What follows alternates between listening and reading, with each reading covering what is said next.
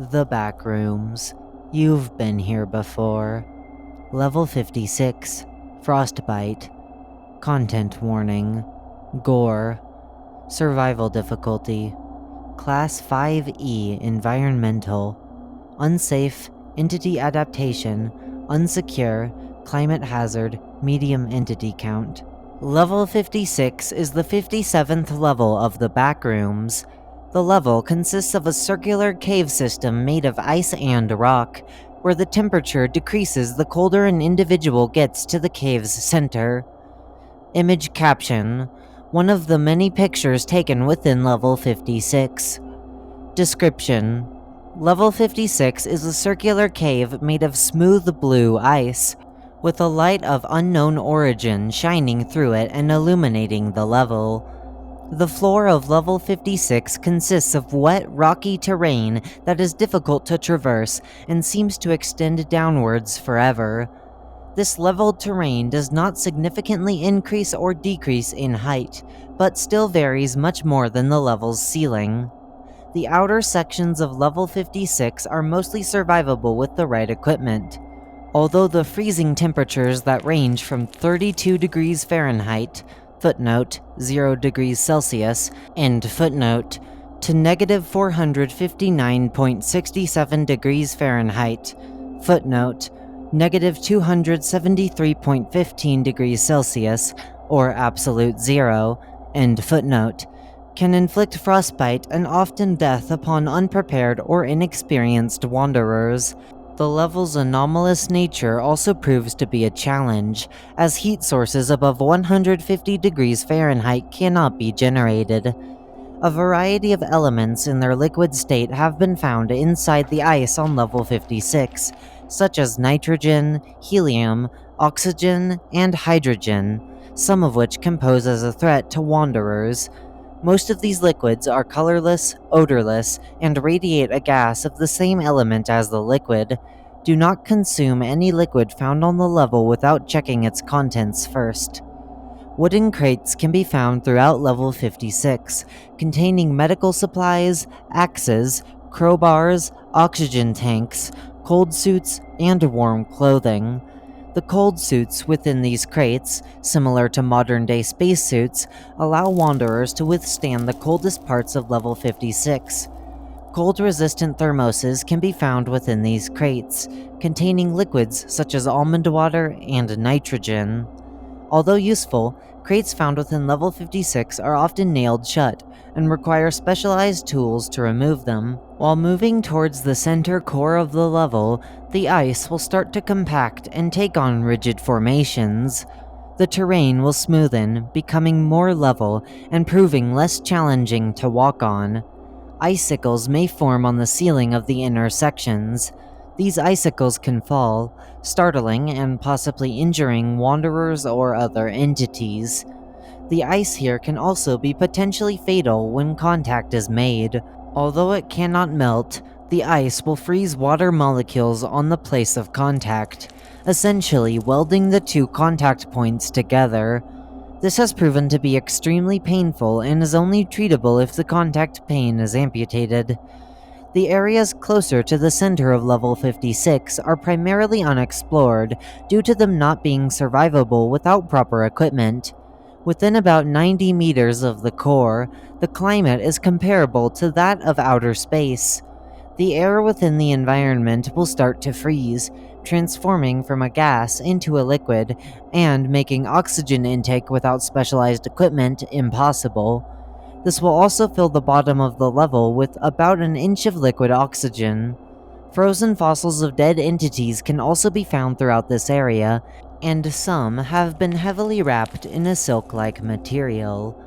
As one approaches the center of Level 56, the previously liquefied air will be frozen solid, and the subject will be able to see into a circular room, nicknamed the Singularity. This room has several large holes in its ceiling, letting a significant amount of light in. The Singularity rests at a constant state of absolute zero temperature, freezing the air in the room and creating a natural vacuum chamber. Contact with the floor of the Singularity should be avoided, as it will drain the heat of wanderers in the room even faster. If a wanderer is exposed to the climate in this part of the level without any form of protection, they will almost immediately freeze to death. Entities. Although scarce, entities can be found in the inner and outer rings of level 56. Entities within level 56 have adapted to the cold and evolved to survive even in the level's center edges. Some entities have been observed covered in thick, white fur. Entities have also been seen digging into the ice that makes up level 56, creating burrows and tunnels where the entities can thrive. It is advised that wanderers stay away from these burrows, as they will likely contain hostile entities. A surplus of death rats and death moths can be observed on this level. However, other entities have also been reported. A spider-like entity has been seen around the center of level 56. Like many other entities within the level, it has mutated to survive the cold, and is covered in thick, white fur. The entity's behavior has not been extensively researched, and it is unknown if the entity derives from an already documented creature, or if it is entirely unique to the level. So far, the entity has been seen tunneling through the ice in the level's ceiling and attacking smaller creatures. It is theorized that the unexplored expanse above level 56 is the entity's territory, explaining why it has such rare sightings. Image caption: a picture taken by an unknown wanderer within a sub-zero area of level 56. Bases, outposts, and communities. The Meg has set up 2 different research bases on opposite ends of level 56, connected via radio. All wanderers recruited into the Meg's exploratory missions of level 56's center must wear one of the adapted cold suits found within the level's supply crates. Meg, Major Explorer Group, Glacial Outpost A. Glacial Outpost A acts as a retrieval point for exploration groups. Rescue teams are rarely dispatched from Glacial Outpost A to help wanderers or assist in failed exploratory missions. Due to the absence of heat within the level, operatives in Outpost A are equipped with various weapons that do not need heat to function. Meg, Major Explorer Group, Glacial Outpost B. Glacial Outpost B acts as a dispatch and research station for the evidence gathered by specialists in the center of level 56. Explorers are sent out from this outpost and return to Outpost A after the exploration is finished. Entrances and exits. Entrances. Level 56 can be accessed by no-clipping through a noticeably colder section of level 8, or by walking into a cavern found on level 93, level -5, level 420, or level 135. A cavern entrance can also be found inside the freezers on level 55. Exits. The only known exit in level 56 consists of a widened cavern with snowy terrain leading to level 57. Research logs. Singularity Expedition Video Log. Preface. On the 30th of November 2024, an exploration group from Glacial Outpost B attempted to exit level 56 through the top of the Singularity Room. Their mission was unfortunately cut short due to a sudden series of casualties and the discovery of an unknown entity. Mission operatives: Alicia McCarthy, Head Researcher; Lynn West, Medical Specialist; Alan Mercia, Researcher; Lee Monroe, Equipment Specialist. Equipment list: 4 EMU spacesuit exploration suits.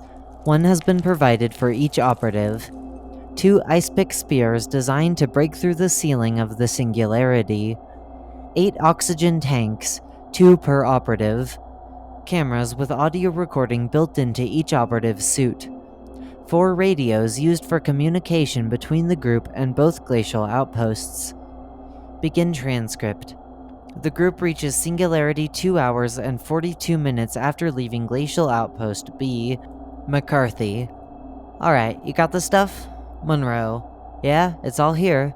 Monroe hands one of the ice pick spears to McCarthy, and they position themselves slightly outside of the center room. The two start stabbing at the ceiling with their spears, and the ice crumbles apart. Suddenly, an object falls through one of the makeshift holes, immediately freezing and promptly shattering on the ground. One of the pieces punctures the leg of West's suit. He screams in pain as the burning cold overtakes his leg. As the pain turns to numbness, West's cries subside. Monroe, "Get the fucking tourniquet! It's in the bag!" McCarthy immediately reaches into the bag and fumbles around as West begins to fall unconscious. She finds the tourniquet and wraps it around West's leg. McCarthy then attempts to radio for assistance. Monroe moves closer to study the object that has fallen. The face of a mutilated death rat was protruding from the object's side. He reached out with a glove and touched the silky web wrapped around the entity. The substance was frozen solid and had crystallized around the death rat. A large chunk of it had broken off and impaled West during its fall. McCarthy, "Hello? Anyone copy? There's some object up here. I don't know. It's shattered and we need medical assistance at the Singularity ASAP." After a few seconds of silence, a voice picks up over the radio. Researcher, "Huh? What's the problem?" McCarthy, "We need help at the Singularity. Send a medic or something." Researcher, "Alright, let me find someone. I'll send them over." The clanking of a chair being pushed against the ground is heard, and then footsteps as the researcher walks away. McCarthy paces back and forth as Monroe tries to wake West up. Not long after, another voice picks back up on the radio microphone. "Dr. Hale. Alright, what's the situation here?" Monroe, "His suit got punctured. We're at the Singularity. We've got his upper leg in a tourniquet right now, but his lower leg is not looking good, and he's passed out." Dr. Hale, "Can he still stand on it?" Monroe, "Doc, his leg is covered in ice." A moment of silence passes as the situation sets in. Suddenly, West groans and tries to sit up.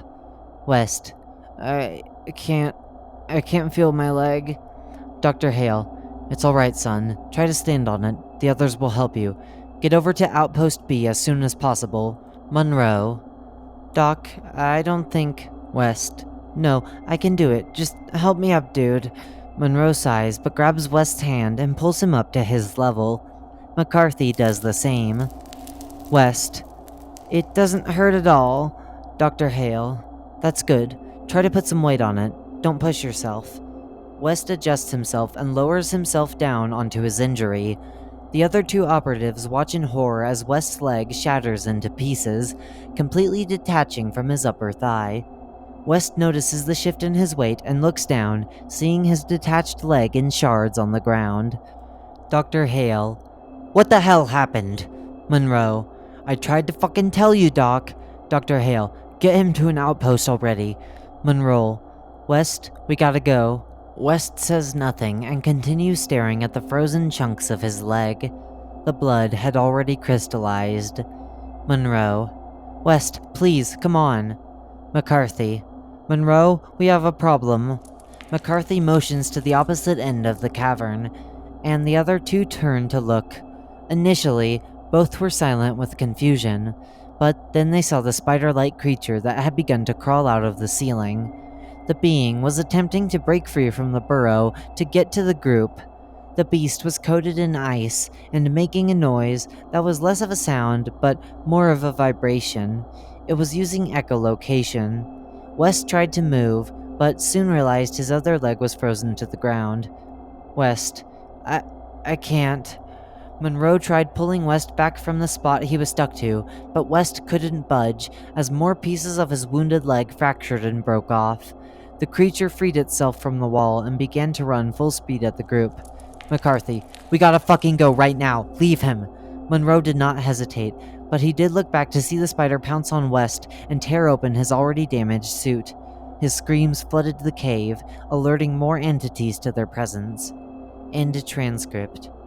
McCarthy and Monroe safely made it back to Glacial Outpost B, and several flaws with their suits were noted that need to be addressed before a second exploration can be carried out.